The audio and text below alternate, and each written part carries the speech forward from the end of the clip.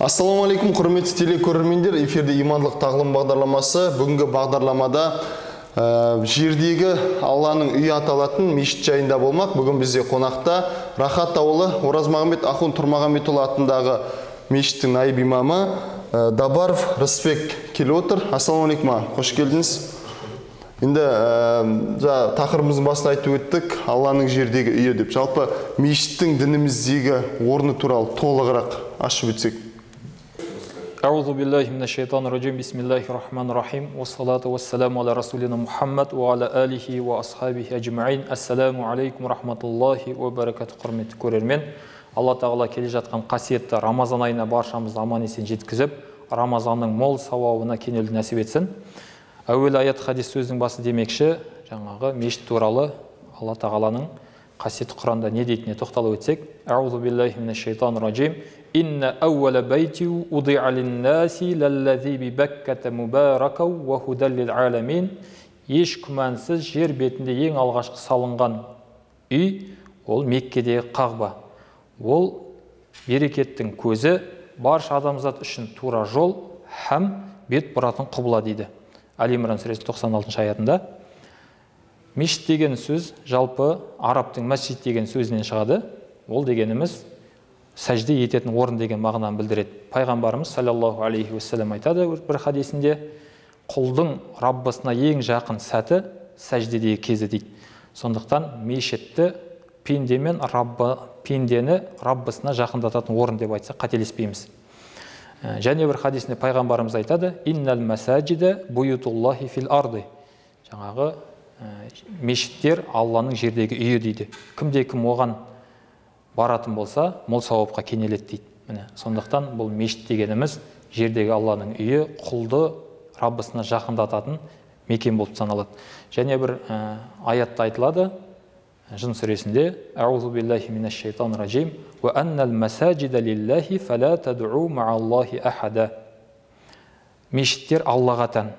Ендеше Алладан өзге еш нәрсеге дұға қылып, құлшылық жалбарынбаңдар дейді. Кешіп тастаңыз өшірі. Мешіттер Аллаға тән, ендеше Алладан өзге еш нәрсеге дұға қылып, жалбарынбаңдар дейді. Яғни бұл мешіт тек Аллаға құлшылық ететін, Алладан жәрдем сұрайтын, Алладан дұға ететін қасиетті мекендерден болып табылады. Келесі сұрақ, жалпы мешітке кіру әдебі жайлы айтып өтсеңіз. Жақсы. Исламда жалпы кез келген жасайтын әрекетімізді сүннетке сай, шариғатқа сай, дәстүрімізге сай әдебі бар.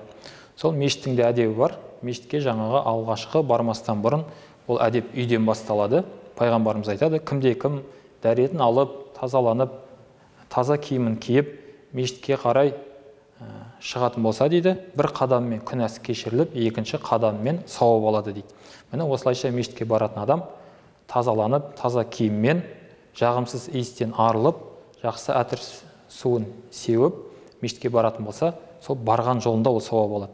Сол сияқты мешітке кірген адам пайғамбарымыздың сүннетіндегідей бисмилламен, оң аяқпен кіріп, я Аллахым, рахмет есіңді аша көрші деп дұға жасап кіретін болса, және шығатын кезде сол бисмилламен Алладан жаңағы қуылған шайтанға қарсы сыйынып шығатын болса, осы мешіт әдептері болып табылады. Және де мешітте дауыс көтеріп сөйлеу, дүние сөзін айту, жаңа ұрыс жанжал шығару сынды жаңағы ерсі қылықтардан аулақ болу керек. Өйткені мешітте құлшылық жасап жатқан адам бар, намаз оқып жатқан кісілер бар, Құран оқып жатқан кісілер болғандықтан оларға құлшылығына кедергі жасамауға тырысу керек. Бұл жаңағы мешіттің әдептерінен болады. Ал әйел адамға келетін болсақ, әйел адам жаңағы әурет жерлерін жауып, ұзын киіп, орамалын тағып келсе, осы мешіттің әдептерінен болып табылады.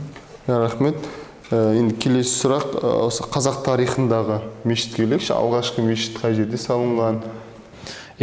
Қазақ тарихында бұл қазақ хандығы құрылмастан бұрын ежелден мешіттер бар.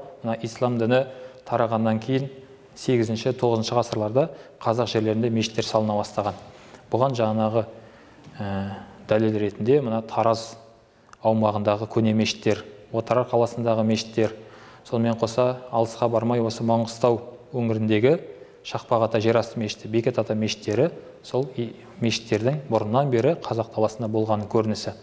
Және де бұл мешіттер кешегі патша үкіметі кезінде де салынып, дәулетті азаматтардың қолдауымен, саудагерлердің қолдауымен салынып, осы шоқындыру саясатына қарсы да осы мешіт қабырғаларында балаларға діни сауат ашып үйретіп, өзге де пәндерді осы мешіт қабырғасында үйреткен. Бұл мешіттердің жаңағы қазір ғасырлық тарихы бар мешіттердің көрмесі бар. Мына Астана қаласында орналасқан муфтияттың ғимаратында сол мешіттердің макеті жасалып, ғасырлық тарихы бар мешіттердің көрмесі бар.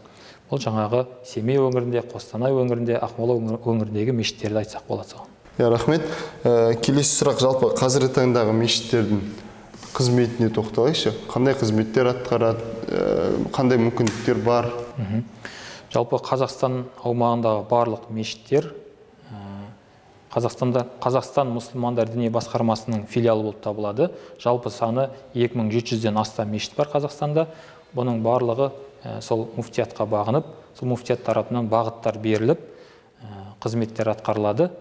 Бұл қызметті атқаратын мамандар да осы Қазақстанда алғашқы университеті болған Нұр Мубарак университетінің түлектері, Қазақстанда бірнеше медресе колледждер бар, сол колледждердің түлектері, сонымен қоса Астанада жақында ашылған Сығанақи атындағы Ислам институтының түлектері, мына көрші бауырлас мемлекет Түркиядан оқып келген, және де әлемге әйгілі Аль-Азхар университетінің түлектері қызмет жасауда. Бұл мешіттің атқаратын қызметтері бірнеше бағытта қызмет атқарады. Соның бірі жаңағы діни рәсімдерді өткізу. Абу Ханифа мазхабына сай ата-баба жолымен осы діни рәсімдерді өткізу. Сонымен қоса азан шақырып ат қою, шаңырақ көтерген отбасылардың некесін қию.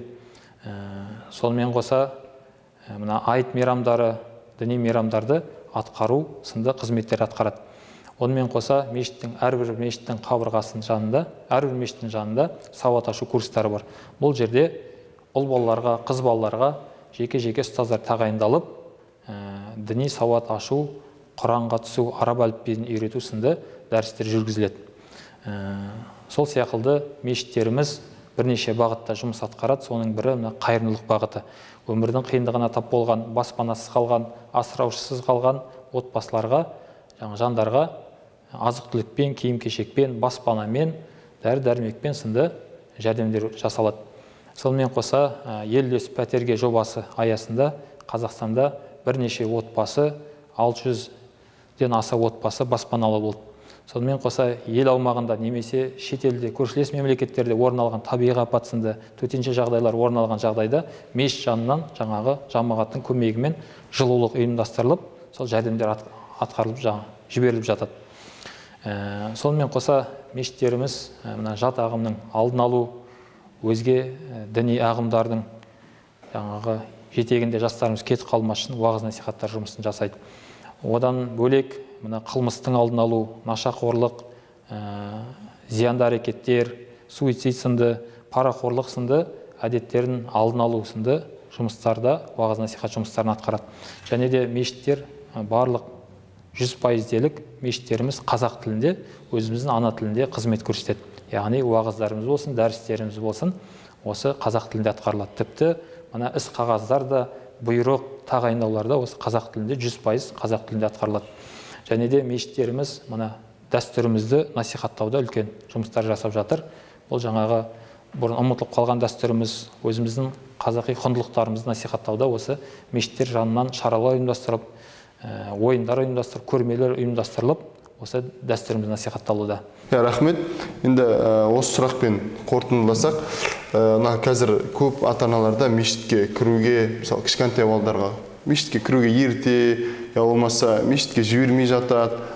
Сондайдың бір сол ата-аналарға бір кеңес ретінде айтып өтсеңіз, жалпы қанша жастан бастап мешітке кіруге болады, арнайы жасы белгіленген ба деген сұрақтарға. Жалпы шариғатымызда кез келген шариғи жүктелген парыздарды міндеттейтін өзінің жасы, жаңағы жас ерекшеліктері болады. Бірақ та мешітке кіруге келетін болсақ, бұның жас ерекшелігі жоқ. Тіпті жаңағы кешегі аталарымыз, әжелеріміз айтады, бала кезімізде есімізде атаммен еріп, сол тараух намазына баратынбыз, сол жерде жаңа ұйықтап қалатынбыз, сол сияқты айт мейрамдарына, жұма намаздарына баратынбыз деген жаңағы айтатын сөздері бар. Бұл дегеніміз баланы ерте жастан сол дінімізге, өзіміздің қазақтың ұстанған дініне жаңағы тәрбиелі болып табылады. бұның ешқандай шариғатта қайшылығы жоқ, тек жаңағы әдептілік жағынан кішкентай бала жаңағы құлшылық жасаушыларға кедергі жасамас үшін бір кіргізбеуге, соларға кедергі жасамасын деген мақсатта айтылатын насихаттар бар, бірақ ол жаңағы кіруге тыйым салынады деген сөз емес. Өйткені жаңағы кешегі Дінмұхаммед Қонаев та айтады, өзінің жаңағы Сталиннен Горбачевқа дейінгі деген кітабында айтады, бала кезінде есімде дейді, әкеммен еріп, жаңағы құрбан айтқа, ораза айттарына мешітке баратынмын дейді. Сондықтан жаңағы мешітке баланы әкелуге тыйым жоқ, бірақ әкелгеннен кейін жаңағы оның тыныштығын, әдебі бар, жаңа намазға кедергі жасамас үшін соны қамтамасыз ететін болсаңыз, керісінше бұл болашақ ұрпаққа дінімізді дұрыс түсіндіру, мешіт қабырғасынан бастап дінді қалай ұстану керек екенін, ата бабамыз қалай ұстанғанын соны көрсету болып табылады. Ғалымдардың сөзі бар.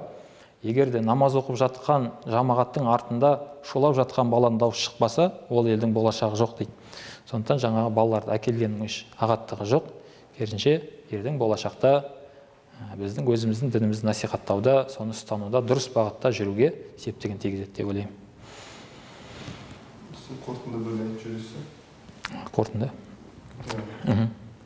Жалпы мешіт имандылық ұясы деп білеміз. Бұл Алланың жердегі үйі. Кім не нәрсені ниет етіп барса сол мешітке, соған сай, хадиске сай сол нәрсесін алады дейді. Сондықтан жаңағы бір мұқтаждығыңыз болса, рухани бір азық алғыңыз келсе, мешіттердің есігі күні-түні ашық. Ішінде жаңағы қызметкерлеріміз сіздерді мұң-мұқтаждығыңызды тыңдап, сұрақтарыңызға жауап беріп, жаңағы сұрап келген жәрдемдеріңізге жоқ дегенде жылы жүзбен сіздерді қарсы алып шығарып салады. Сондықтан жалпы мешітімізде бой көтеріп жатқан мешіттерге қуанайық, соларға атсалысайық, жәрдемдесейік, және де өзіміздің өмірімізді сол мешітпен байлайық. Өйткені пайғамбарымыз саллаллаху алейхи уассалам айтқандай, жаңағы Алла тағалаға ең ұнамды жер ол мешіт дейді. Аллаға ұнамды жерлерге біз де өзіміз жақын жүрейік, сол мешіттің тыныс тіршілігіне араласайық. Өйткені бұдан сіз ұтпасаңыз, ұтылатын еш нәрсеңіз жоқ екен. Алла разы болсын. Рахмет. Құрметті көрермендер, осымен бағдарламамыз өз мәресіне жетті. Сізде де бізді де Алланың үйіне барып тұруды Алла Тағала нәсіп етсін. Келесі кездескенше қош сау болыңыздар.